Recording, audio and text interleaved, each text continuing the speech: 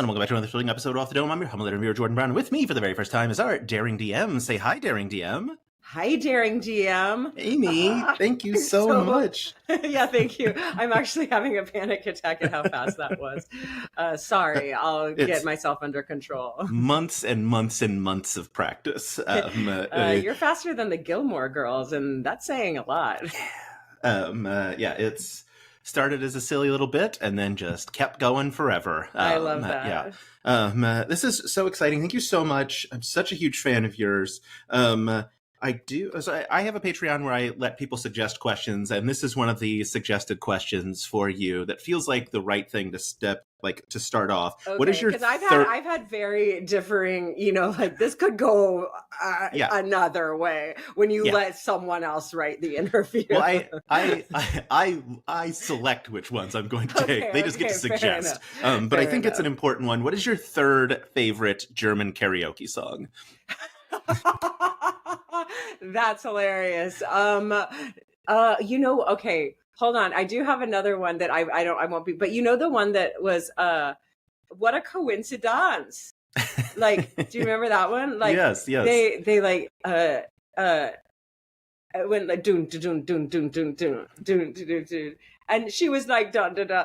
And they both, what a coincidence. I actually heard it's like a longer song. It's not just like a TikTok meme song, but I've never sung it at karaoke. I guess that would be my second one. It's going to be hard. I'm going to be hard pressed to come up with a third. That's fair. But they did do those two, Marty Fisher and Bodo Vodka. They did a follow-up where where Barbara and the Barbarians have a baby. So I love that. It keeps going. Yeah. The lore doesn't stop. Anyone who doesn't know, you learned the German words, at least. I don't know about learned German, might be a bit of a stretch, but the German words for Barbara Rhubarb song that I don't actually know the name of. And I've seen it perform live, and it was phenomenal. Thank you. Yes, Barbara's Rhubarb Bar. And I did learn that song in German. I don't speak German. However, I have been doing Duolingo off and on. Dang it. This will be an easy edit, so that's fine. Okay. And we're back. Yeah, and we're back. I did just have a moment of panic, but we're good that I was live streaming this. I'm not. No, I know. Same.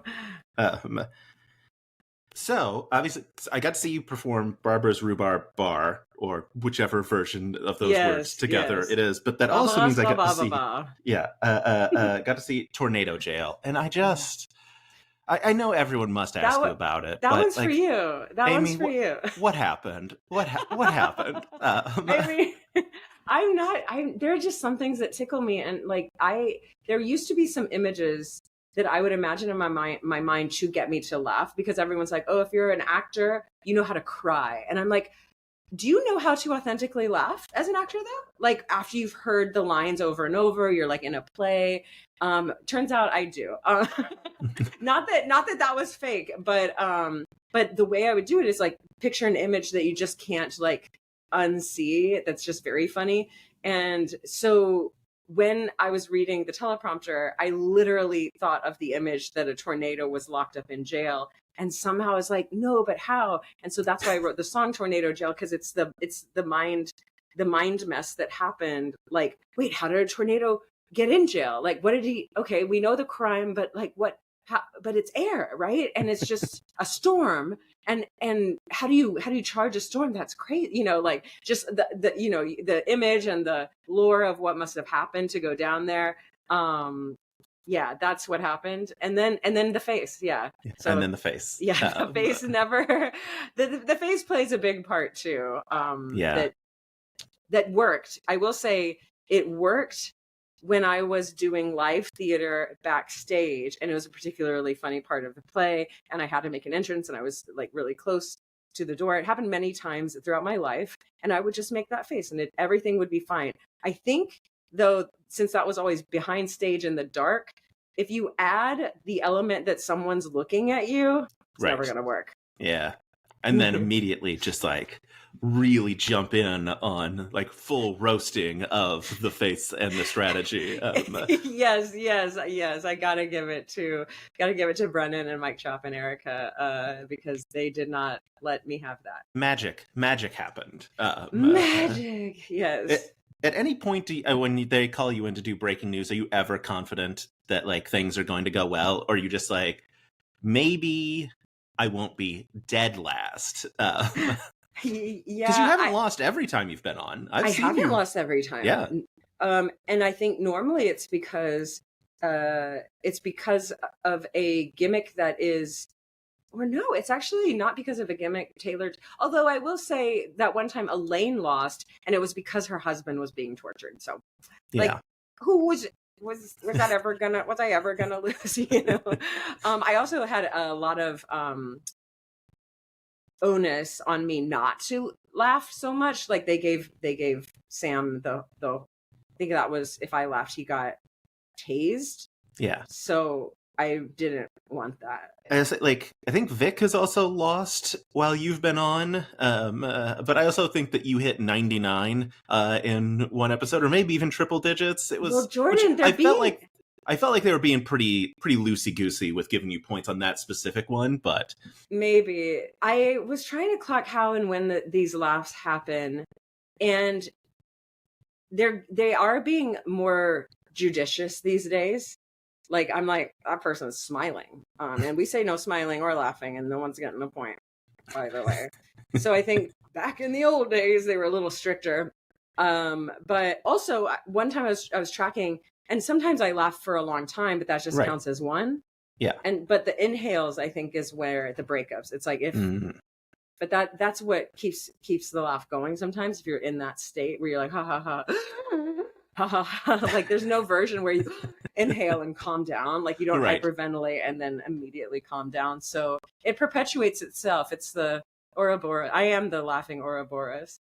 Also, I have a twin sister, and we've done this before where we'll just like stare at each other and go, ha, ha, ha, ha, ha, and like make the inhale sound is actually what triggers both of us. And since we are twins, we sound exactly the same. And it takes seconds to get us like cry laughing.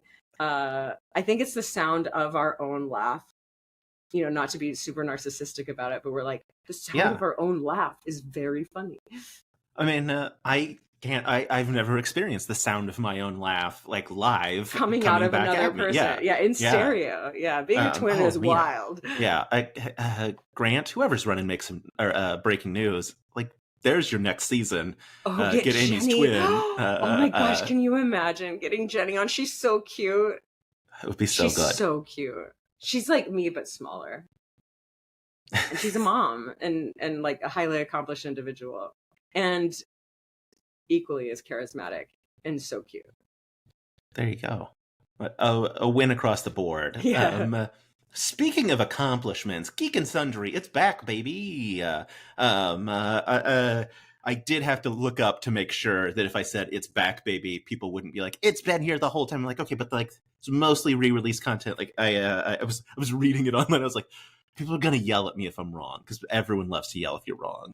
Yes, you are right. And they're not coy about it either. They know that they've hidden out in a hole, and they're fine with it. Yeah, but you're back. Well, I shouldn't say you're back. You are at the helm of Goblin Mode. Ooh, what a title. Yes. A new TTRPG coming to actual play, coming to Geek and Sundry. You're the DM. Can you tell me the things about it? Yes. Why? I mean, obviously, everyone is excited. The cast is killer. Daniel Radford, Dan Casey, Jason Wynn. It's killer cast. But like, what is so special about it besides those things? Yes. Well, when is this going to be released? Whenever you want. Okay, if it could be released, I think they're going to drop the trailer after Labor Day. So either the day after Labor Day. It needs to, I think it's going to happen that week anyway, because the next Monday is the launch date. But anytime after the trailer drops, I can ping you when that does happen. But they'll probably blast it. Anyway, so what I can tell you is that the premise, we're in a made up world, a homebrew world, and called Sundaros. And our players are the goblins in a dungeon after the evil overlord has died and adventurers have cleared out the dungeon. So these are not people with status or with abilities. Our player characters are actually what I would call video game code. So their jobs, their literal jobs, are to walk forward, stay for 2 seconds, turn left, look around for maybe 3 seconds, turn left again, stand, and then go back the way they came. Their jobs are to stay, like, be on top of, just hide out on a pile of something until a trigger happens. Their jobs are to move something forward and back, like a rock or a lever. They're not. I don't want to say they're not good at their jobs. They're good at their jobs. They're just not quite adventurer hero types. And so it begins, the whole story is a story of agency, of like, okay, so you've been just this guy, this thing that maybe you were pretty much, again, video game coded to do. Who are you without that? And it tells the story from there. It's 20 episodes and they're all 60 to 90 minutes. And so it'll release in September and go for about 6 months. Amazing. Man, I love a 60 to 90 minute actual play. I can't wait for you to hear the sound design. So it's highly sound designed because it's going to be released as a podcast on Realm Podcast Network, and then it'll be released as a video, same sound, on Geek and Sundry YouTube. So both of the companies are, grabbing different media. Yeah. Oh, that's so great. I love a good audio. Obviously, like a good podcast, but yeah, when it's got that good sound design, just it's like crisp. Oh my gosh, it's a banger. It slaps, man. The audio elevates it to a level that I'm like, what even? It's so good. I can't wait. Yeah, I'm really excited about it. I'm really excited to see you in the chair, running what the at least the press release called fantasy horror sci-fi, which feels like a very fun little like rompy genre yes thing. Yeah, that's interesting. Good for them for nailing that down. Sometimes you play the game that you want to play and you let other people do the qualifiers of like, yeah, put this in a box somehow. And it looks like they've really done it. I don't know that I would have come up with those. It definitely was campy and cartoony in the beginning, and then there was a tone shift by nature of just how TTRPGs go. Yeah. And the investment. And the commitment. The fart buckle of it all. Are you familiar with the fart buckle nonsense of TikTok? No. It was, I don't exactly understand what happened, but someone took one of Childish Gambino's songs and like set it to like the epic tale of Fart Buckle, a like obviously comic relief actual play character who then in classic actual play fashion, like, or I don't know about actual play, but like in a TTRPG character in classic fashion dies like heroically and then is like the hero of the story, but his name amazing. was Fart Buckle, yes. because that's what happens. So yes, it feels very on brand in all actual plays to be like, we started out as real silly goofs and then it got serious. Yes, exactly. Yeah, there are some moments. There are some really, really cool moments. I can't wait for the audience to see what we got cooking. Yeah, I love that. Yeah. Did it? You said homebrew world, obviously. Then like your homebrew world, I assume. I'm assuming no one came to you and were like, run this world. Well, what I did get, so Dan Casey, who's like, I don't even know his title, but he's in charge of Legendary Digital Networks. Used to be the host of Nerdist, a producer on Nerdist, and then slowly as all of Legendary Digital Networks shrunk to a skeleton crew, he became the guy, like the main guy in charge, which is so weird. He and I are friends, so it's so weird. I truly could not come up with his title. It sounds like whatever his title is, it probably sounds too Hollywood, like he's the consummate producer. I don't know.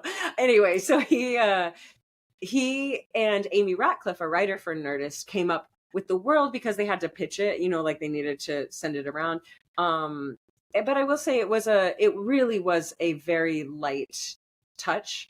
And lucky for me, they are both excellent writers and excellent.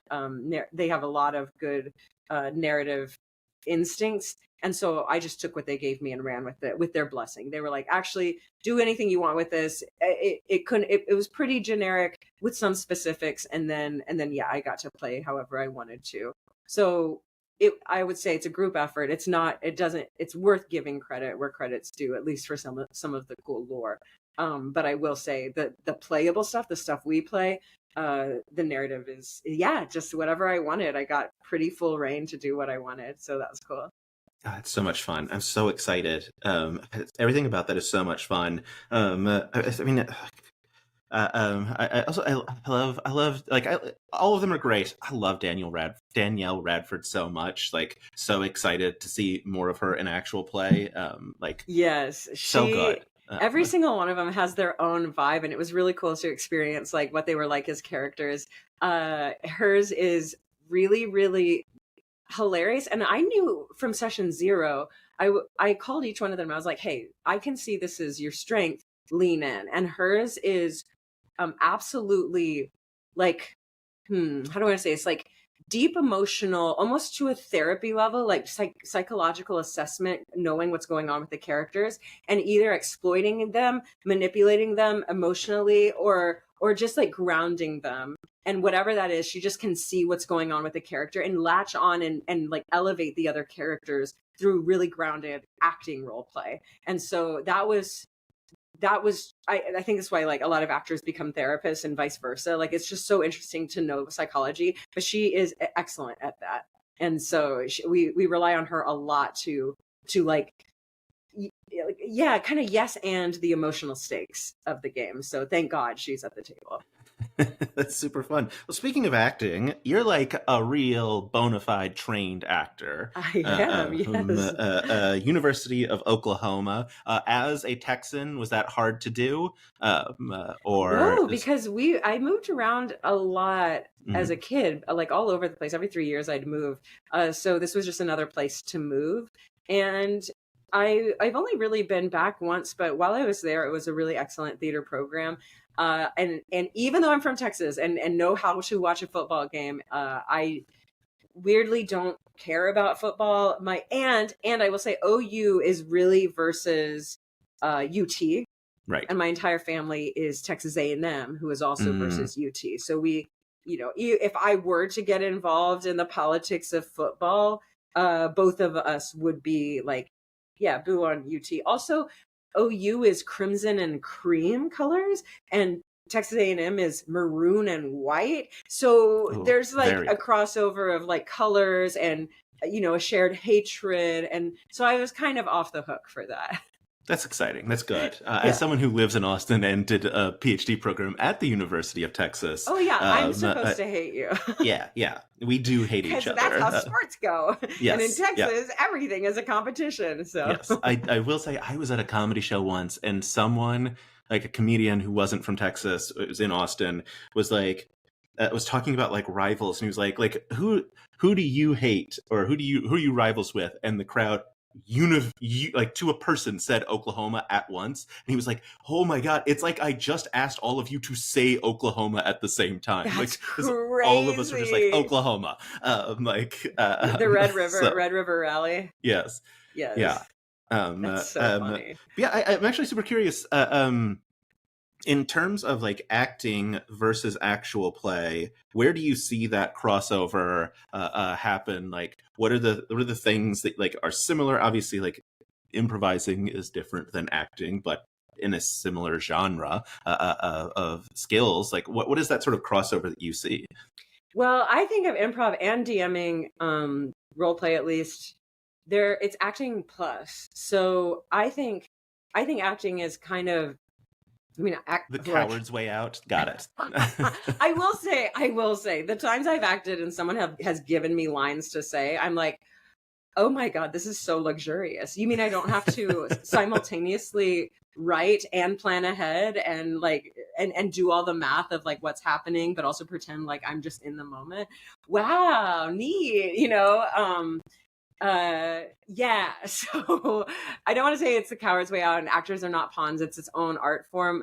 But yeah, after DMing and after just doing improv, when there are written lines that someone else wrote for you and your kind of job is to memorize them and be in the character and say them, pretty nice. Pretty nice.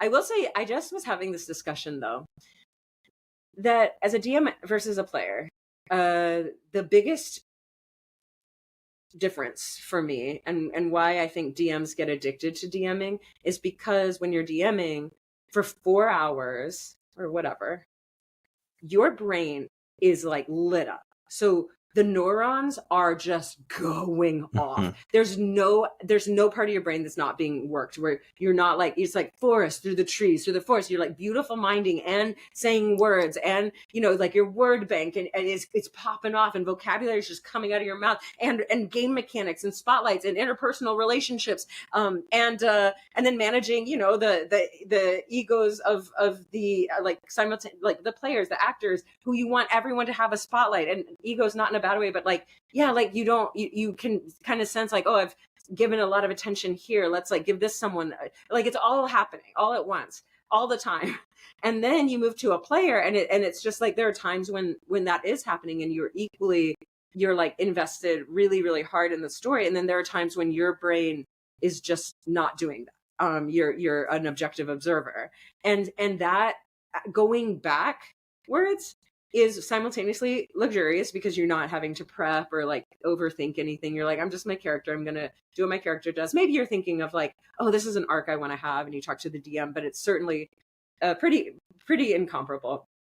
And then during the play of it, yeah, you're maybe in this case, you'd be like 1/3 or 1/4 of the table.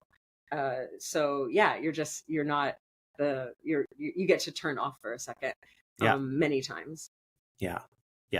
As someone who's DM'd a lot, it's always one of those it's so stupid. It's like I like big lunch, whatever, like meal I'm about to, like, I gotta like carbo load up because I know like at the end of this I'm gonna be so exhausted of just like my brain has been on like that, like you said, like all things going at once. Yeah, the number one way to tire yourself out is to make decisions.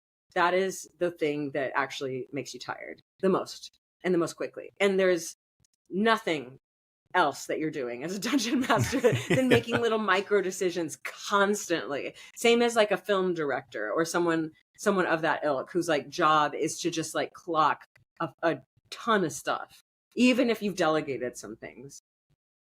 Yeah, it's incredibly thoughtful.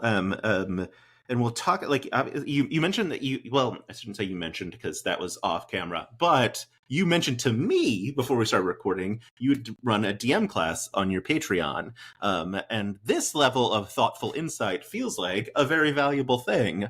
How did you find that experience teaching folks the DMing tricks? You got it. Yeah. Tips and tricks. Those were the words. I went trips and ticks, and that's not trips the right thing. Trips and ticks. Yeah, trips let's and ticks. go. I started the Dungeon Master School on my Patreon as a experiment, and I thought, certainly, I've taken improv classes, acting classes, writing classes. I've written adventures. I never took a class on how to write adventures. I just did it. But I've taken tons of other writing classes, and I've done I've run the gamut. I feel like if there's any, I've written all kinds of stuff, like name a medium, and I've written it. So that being said, I thought, well, I should be able to teach this, even though dungeon mastering to me is about 30 skills all in one. And I can, my career, my experience is like, oh, okay, I'll study improv. Great. I will play games. That's game design, game mechanics. I'll write this. I'll do songwriting, all of this stuff. And it's like, I come at dungeon mastering with all this stuff that I've done and had and trained for, not to mention acting in general. And then I was like, well, what if I could teach someone who didn't have all that training just to be the dungeon master, and kind of touch on all of it. And it was a cool experiment because it does work. What I really wanted to prove to people is you actually don't need as much as you think you need. In fact, the will to dungeon master is kind of enough. The mechanics of the game, actually, when you think about it, rely heavily on the player character's character sheets. And beyond that, you're just a ref and going, yeah, maybe, roll, and then describing what happens afterwards. So while there is a lot to control, and your life is made a little easier once you have done it and know the mechanics a little better, that's great. But sometimes all you need is to know that there is a mechanic for it and you can go search for it. Beyond that, it's more about thinking of it almost like a narrative play, like what would elevate these characters or get them to either double down on their belief system or change their belief system to make them more authentic to themselves. Like where have they fallen astray just as characters, and like how do you show that through role play or combat. Weirdly enough, there's a lot of like, to become an adventurer, there's a lot of trauma involved. Yeah. There's a lot of trauma, and like and you get to play God a little bit. So anyway, my other experiment point was, could I teach this like a gym thing, where instead of getting your reps for 4 hours, making sure that adults show up for all 6 of them, and so my rep is by nature of it doing an entire one shot, a 4-hour thing. Are there things I can practice for 15 minutes? The way an acting class does, or like an improv class, you go in, you do your scene, someone else goes, you're watching it, you're in the improv brain, but you're not specifically having to log in and DM for 4 hours. And I came up with some cool exercises and stuff that help that too. I built it to be a 12 class 4-month program where there's 3 classes a month, and then I get an off week to like figure out, okay, what am I teaching next? Because it really was all written just based on what I thought, but then how the students were interacting, and I think I did a good job. I'm sure you did a great job. Normally I wait for plugs at the end, but like, let's say someone wanted to go find your Patreon. What is that? Sure. It's patreon.com/Amy Vorpahl. This class will end, the last bit of it is 3 weeks in September. And I'm teaching how to run long form, like a campaign, like what to think about when you're doing that. And then 2, just writing and publishing an adventure, because that's been pretty cool. People, I just asked everybody, like, what do you guys what are you interested in? And that was like, after the basics, they were interested in that. So that's what I'm going to be teaching this last. Yeah. Have you gotten your hands on the 2024 rule book, whatever they're calling it these days? One D&D. The new one. I remember one of the things that delighted me to no end is someone like pulled out the original DM, or the 5e first DM book, and it's like, it starts with like the introduction, and the first thing is, was it you that said this? It's you that said this to me. I told you. First thing, yes, you told me in person, and I've been telling everyone that because it's so delightful. What is the first thing in the original 5e handbook? After you mean the Dungeon Master, Dungeon Master's Guide? Yes, the Dungeon Master's Guide. Yes. So in 5e, I think it's miswritten, but I have a theory on why I think it's not miswritten for the people who wrote it, and it is miswritten for someone like me. Okay, but right after it says, "Hey, you're the Dungeon Master. Here's what to expect." No one would guess what the next chapter is, so I'll just tell you, it's deities.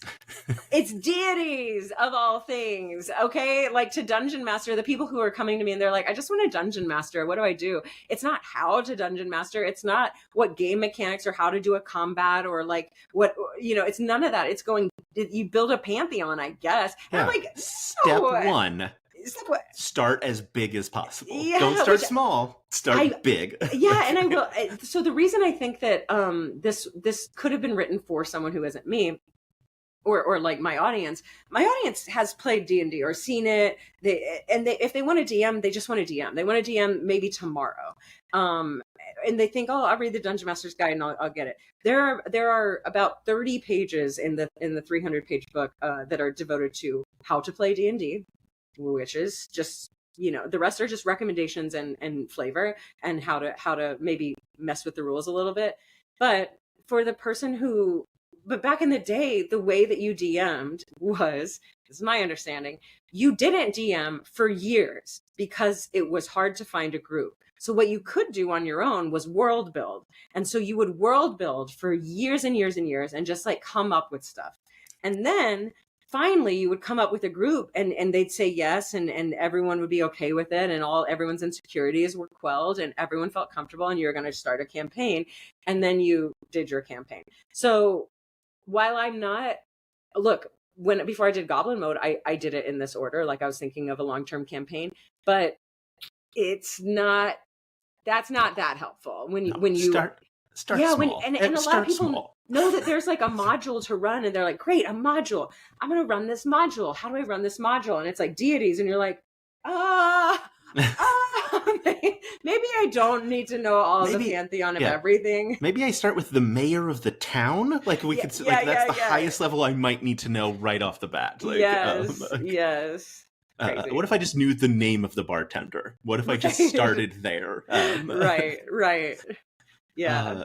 I will say, you said that to me in person because we got to meet at Gen Con, and it was super delightful. Like 15-ish folks came out to a lovely lunch. Speaking of German things, at a German brew house. I don't know what. Yes. Super delightful. I will say, I was a friend of mine tagged along with me, and she said to me afterwards, and said this to several people, that you were so incredibly kind with your time while we were there, and because you moved around to talk to everyone, and it never felt like you were just like making the rounds. It felt like you were genuinely interested and like took an interest and remembered things about people, and it was delightful, and I just want to thank you for that. Thank you. Oh, that means a lot. I know this wasn't look, I did want to meet people who wanted to meet me, you know what I mean? Like the people in my community I don't know, here's what I'll say. I think that a lot of people who think they could be friends with me are correct. You know what I mean? Like the math checks out. Like the people who are like, and no matter what people say, it's like, I've heard this somewhere that you are your audience. So if like, I've got a bunch of weird, nerdy, neurodivergent folks who sometimes can really just turn it on, sounds about right, and so when everyone's doing the math and they're like, hey, let's hang out, I'm like, probably, like, I don't really think about it beyond that. Like, yeah, we actually, this all checks out, makes a lot of sense. And then beyond that, there are just so many people in the Discord, and that I know handles, or I know internet names or whatever, and I just wanted to be able to put a face to a name. And it was so lovely to see everybody. And I knew, here's the thing, like I knew everyone was there for me, like, and so I did want to give everyone some time, but I also, like, it's just, I feel like I don't want to just do surface level stuff. I want to know, like, okay, so, but I remember, like, you were on a date, like people are talking about dating in my Discord, like it's like, so I don't know. It was really cool. I also think because it was such an intimate setting, it might have scared some people away. Like some people might have been like, oh, I think I would want to go, but maybe that's not for me, and I'd be too nervous. And maybe they were right too. You know what I mean? Like it was a chance to meet, like actually socialize and get to know people. And I don't know anyone who did that this year at Gen Con or at cons in general. Maybe there's a world where it gets too unwieldy, but it was perfect. It was perfect, Jordan. It was great. So it was so much fun. Yeah, I will say the people that were scared to come, you were wrong. It was delightful. You would have had fun. It was really welcome, right? And like when I wasn't like leading the conversation or anything, everyone was fine. Like everyone. Yeah. I mean, again, the math is done. Like if you think like, oh, I probably belong in this community, yeah, you do, and the doors are wide open. So I couldn't be more accessible. Yeah. Speaking of friendships, this is a great transition. Oh, I can't wait. We'll start pinatas first. What an incredible pull for Thousandaires. Oh, Yay! Amy, mwah, so Thank good. you. The like obviously the piñatas were so good, but the touch to get the candies that they love inside of their heads, that's a true friend. Oh, what a Yes. move. What was that like putting that together? How did you come up with piñatas? Like where did that how did that were there other ideas? Oh What was it like? yeah. I know that Becca and we talked about it and we were like after the fact, of course, but we had both sent in maybe like a top like 6 things that we really wanted to do plus an additional like 10 that were like, I don't know, here's an email, and we were just brainstormed and like sent it, and we weren't talking to each other at all. That's just what happened. And the production team led by Jess Ross came back to us and was like, hey, this is the one that we really like. And then while we were on, then we had like a couple of meetings of how that would work and some budgeting things of like the initial pitch, I think, was all of us got a piñata, but actually we could only get 4 with the money because because of the money. And I was like, oh, well, certainly not me. Like, I would rather everyone else to have this surprise. Cause like, okay, I'll get a piñata of myself. Like, oh, well. But they wound up choosing that. And then Becca said the same thing, that like some of our ideas were used in other episodes. But we're not the only ones who had that experience too. Like I'm sure a lot of comedians were thinking along the same lines of certain things, but Becca's I don't think was ever replicated. I don't think anyone made that happen. I certainly didn't think of it. And then Grant O'Brien actually pitched that he wanted to wrestle. Like wrestle someone. And they were like, we're so sorry, but you can't, because like someone's a bigger fan of wrestling than you and we're giving it to her. And yeah, so piñatas came about because I just thought it would be just so funny. And I don't know where the idea came from. I say tongue in cheek, I like kids' birthday party stuff, which I do. Like bouncy houses, even as an adult, are really fun.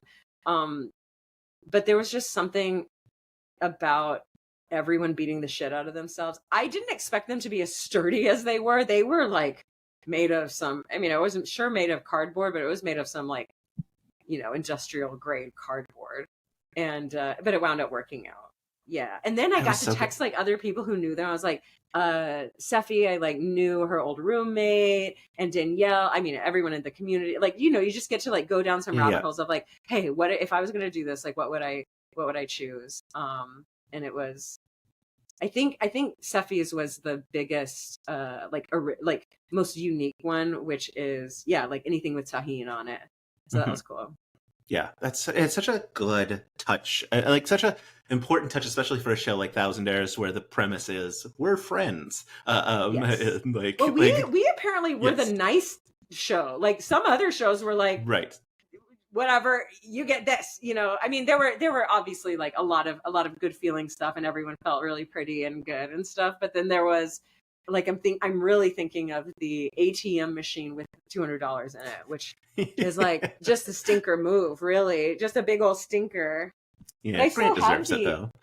I still have the effing murder death perfume. That was going to be I was like, I don't know if I start at effing murder death perfume or if I start at piñatas, but yes. Oh, I love it so much. They gave them to us, and I still wear it. I love it, actually. Yeah, that was So that was the other question was, are you still wearing the perfume? The answer is yes. That's amazing. Yes. It's one of my favorite smells. Danielle said that she already used hers because she uses it as like just a spray as well, like in her apartment because it smells good. But yeah, it's great. Amazing. Yeah. I love that so much. Well, speaking of effing. Wait, hold on. I do want to tell you one other thing. Yes. I wish they had gotten this on camera because we got to like actually see the thing that they had built and like and produced really only right before our segment. Mm-hmm. So I didn't know what the piñatas looked like before about 10 minutes before I was going to announce it. I knew they were going to be piñatas. I just didn't know like what they were going to look like. So they're like, Amy, come here. This is what they look like. And I had a giggle fit for like 5 minutes, like just going, oh my God, oh my God, oh my God, oh my God, oh my that's it. Oh my God, they got Erica. Oh my God. Like just and like giggling because the art of it is just so good. Yeah. And so Jess afterwards was like, God, we should have gotten that on camera. Just Amy like having a conniption fit over how cool. You did giggle quite a bit during the episode, Yeah, during your presentation as well. yeah. It was very good. Look, it's what we want as Dropout fans. I don't think anyone's confused about who I am. But yeah. Yeah. Did you watch any of the other episodes and you're like, I think that's more than $1,000. More than $1,000. You got 4 drag performers for $1,000. How did that happen? Look, we're in the economy that we're in. That's how it happened. And I think like I do know that Dropout and Sam are like really big champions of drag and trans and the LGBTQ plus community. So I think a little bit of favors were done. But yeah, that was superb. But more than $1,000. The cheese thing was really fun for some reason. I was like, yeah, that was awesome. And the dress, like the weird slumber party dress. It was such a perfect way to start the series. Yes. To like that episode, just to be like, this is the vibe we're going for. Weird and fun. But I just loved that it was like, wait, excuse me? Like there was just some things I was like, gosh, even if you gave me like 10 years, I never would have thought of that. So right. I liked those things a lot too. Yeah, super fun. But yeah, I obviously like effing Murder Death. An icon. So good. One of my absolute favorite characters from one of my favorite seasons. Thank you. I know it feels like forever ago. I guess it was a while back. Do you remember like character creation, Brennan coming to you with that? What was that like? Well, I think I got really lucky to be a part of that one. It did feel like a premise that was cooking in his brain since he was born. You know what I mean? Like that premise. It was just genius, and it scratched all of our itches. I think anyone who gets into fantasy, well, maybe not nowadays, but definitely like of our age. I'm 39, so like elder millennial or just millennial in general. I feel like the way you get in is Tolkien, and so for Brennan to like ask this question that I had never really asked myself before, which is like, what happened to Sauron's kin that were like, yeah, we got this, the war's ours, we have Sauron at the helm. Oh, there was a loophole. What? Like, to ask that question is just so genius, and then to like turn that on its head and play a whole little campaign is just so cool. So the character creation, it was very easy for me because I knew immediately I wanted to play Galadriel. And then it was like, well, she has to be evil. And I was like, done. Like we see a glimpse of what she looks like. So the wet thing was just I can't believe I've seen like some crazy cosplays and I'm like, oops, I did the cosplay community dirty. Like I said, wet. Oh, they're just going to have to be wet. But they have like nailed it, So, but that was just, I don't even know if I had developed that in character creation. I might have just said it as like an improv thing on the day. And because of, the ring girl, she's like, and she's like, her hair is wet. Japanese horror has a thing about hair and wet hair, it is pretty gross, pretty scary. So I just went full that way. Anyway, yeah. So the character creation was amazing. And I thought it would be really fun to be a divination cleric who also just didn't see the biggest gaffe in the world coming. Right. Yeah. Yeah. Whoops. It was so much fun. I also love, I'm going to say it right now, and it's going to be the first time some people realize it, that effing is knife backwards. Because it's universe. I remember every time I've talked about BDG and like in Very Important People, and his character was Avery Goodman. It's a very good man. Someone right now is also learning that it's a very good man for the first time. Yes. It's always so delightful when you say something and someone's like, oh my, how did I never put it together? Yes, the entire crew, I think, was surprised on the day, because effing just sounds like, oh, she's going to be Cockney, is she? Yeah. Oh, it's effing over there. I love effing. It's just like that kind of vibe. And it's like, oh, she changed her name to be, what did I model it after? It's oh my God, the Doctor Who, the Doctor Who guy plays this character like in a Marvel TV show, Jessica the purple Jones. man. I don't remember what his name His actually name is like is. Grave Death, or you know, like what is it? But it's something that's like, okay, we got it. Like you're evil. And I was like, oh yeah, it's not Grave Death. Is it Grave? It's something Grave, like Kilgrave. It might be Kilgrave. Kilgrave. That's it. Yes. So I was trying to do I'll Google David Tennant. David Tennant. Yeah, yes. I forgot all the proper nouns here, but yeah, I was like, oh, I'll do a play on that. Because why be coy, you know? Zebediah Kilgrave. You were correct. Kilgrave. Okay, yes. Well, I was like, yeah, then I'll be Murder Death. Yeah.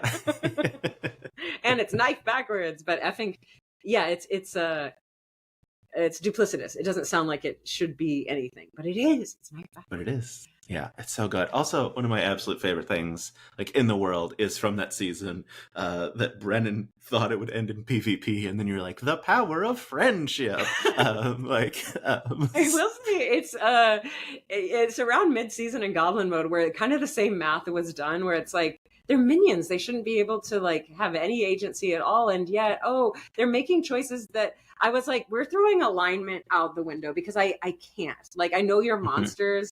But like I refuse to play in a world where the only conflict is, what? You're a goblin? Get out of here. You know, like, come on. Like, I'm not going to play that campaign where just everyone's surprised to see something like this in their midst. I was like, that's going to get boring so fast for me. So yeah, it's hard to play D&D games and not just become best friends and have a lot of inside jokes and fall in love. Yeah, look, like people have asked me, like, what's the consistent theme of D&D? And like, it's found family. The end. Like, it's every story. Very good. Yeah. Oh man. God, yeah. As someone, I'm 41, so like, yes. Also in that, like, Tolkien is my entry into like fantasy. So like, the moment that season, like, I got to that season, I was like, oh, I'm gonna love this show forever. Like, this is it for me. Like, this is it. Yeah, and then obviously, incredible. Like everything. Like I think about what's so weird about wanting your bones like once a week. Like it just. The season haunts me in the best way. I remember the after show, and they were talking about him. I was like, I don't remember this. What's going on. I did not remember what happened. I didn't remember the name of the character. And then once they started explaining it, I was like, oh yeah, that like fever dream. Whoa, just a total diversion. And I love it so much because it is such a permission granter to do whatever, you know, to just go, you know, we had plans, but the players are doing this and I've gotta act like I've got something. So here it is. There you go. Yeah, and I think that was Erica.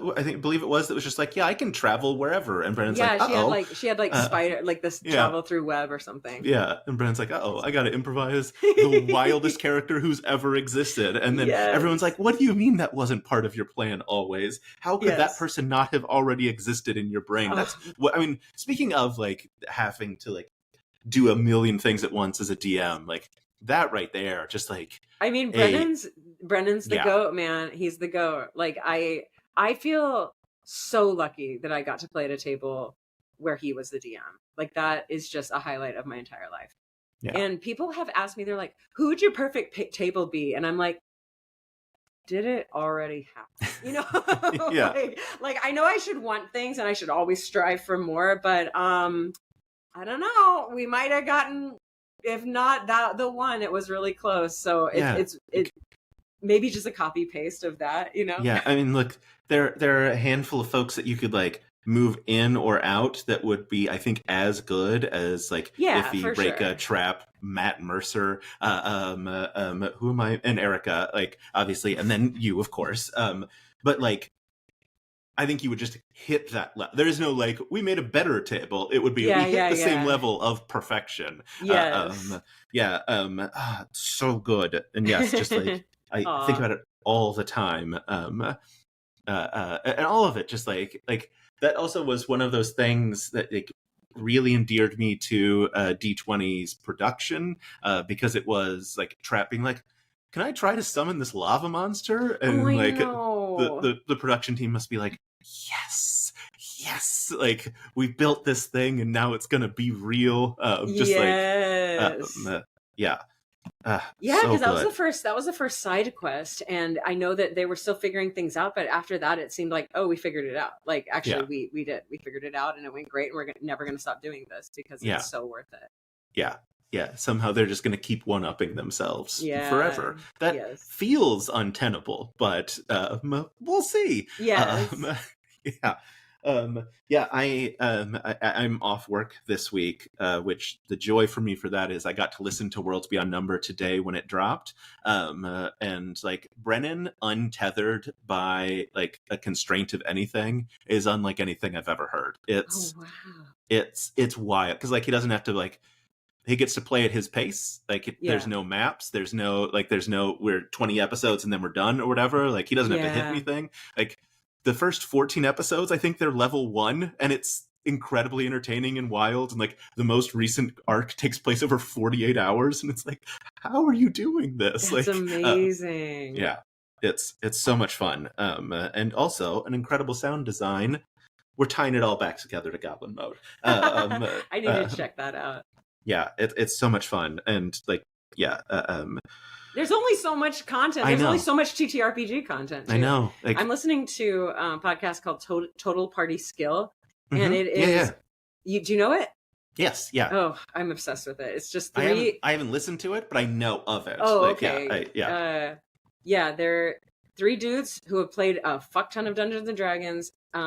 Getting in the weeds, man. And this is not for the faint of heart. Like they do drafts on 3rd level spells or drafts on on classes and races or whatever, abilities, like best abilities or whatever, and least favorite abilities, that kind of thing. And it's like the swath of knowledge that these people have. It's just so fun to listen to. And then they homebrew craft a magical item or a spell every podcast, and it's just delightful to hear like what they come up with. It's wild. Yeah. It's so good.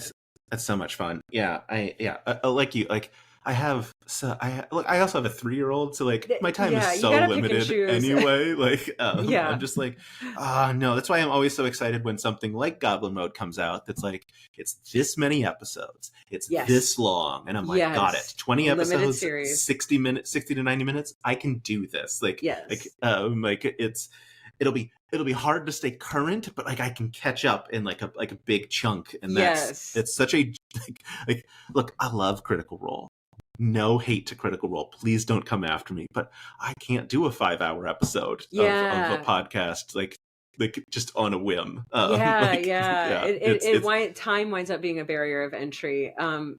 For some, for others, not at all. Just give me that lore.